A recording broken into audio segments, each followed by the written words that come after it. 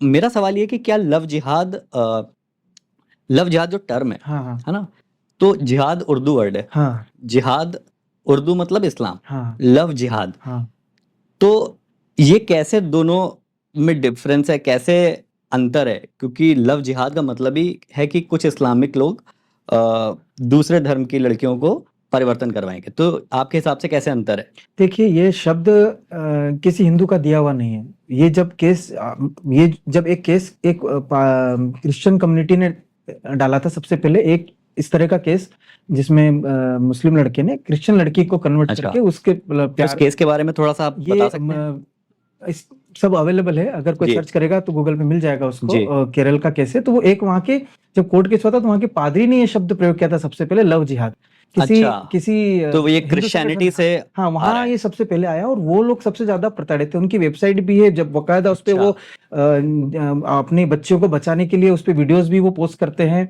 एक Christian community का website, उनका पूरा संगठन अपनी लड़कियों को रोकने के लिए कि वो धर्म मतांतर ना होके अपने घर परिवार छोड़ के ना जाए, इस पे उनका काम कब से चल रहा था? क्रिश्चियंस का। क्रिश्चियंस का चल रहा था। हम्म। और ये वहीं से टर्म भी आया लव जिहाद का। लव जिहाद शब्द हिंदू संगठनों का दिया हुआ नहीं था। हम्म। तो ये तो वहां से चला। दूसरी बात ये है कि प्रेम विवाह का कोई मना नहीं करता है और कोई उसका विरोध भी नहीं है। कई सारे हमारे भारत में लोग हुए हैं जिन्होंने स्वेच्छा से अपना कन्वर्जन किया है। उनको कोई नहीं बोलता, उनको सम्मान भी वैसे ही देते हैं। अब रहमान साहब हैं, उनको उतना ही सम्मान है। शाहरुख खान ने गौरी से हाँ, और शादी जो की वो भी शादी कितनी हाँ, फिल्म अब इंडस्ट्री उसको हम में भी लव है। जिहाद तो नहीं बोल सकते। आम उसमें भी है।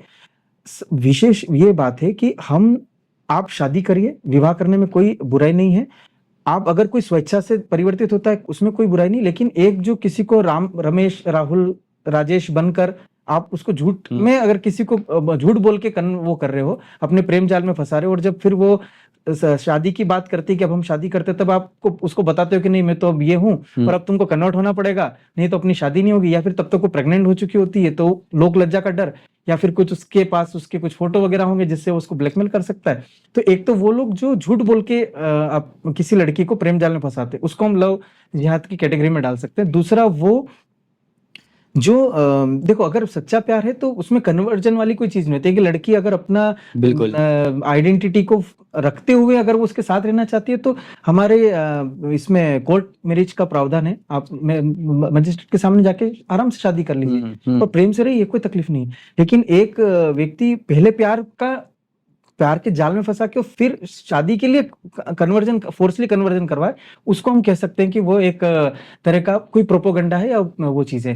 क्योंकि अगर सच्चा प्यार है तो फिर वो बिल्कुल भी नहीं चाहेगा कि ना तुम बदलो ना हम बदले, वो चीज तो होगी। और ऐसे कई सारे सफल प्रेम हैं, कई लोग रह रहे हैं, अच्छे से रहते हैं, साथ में रहते हैं, वो अपना रिलीजन फॉलो करते हैं, वो अपनी रिलीजन फॉलो करते हैं और प्यार से रहते हैं।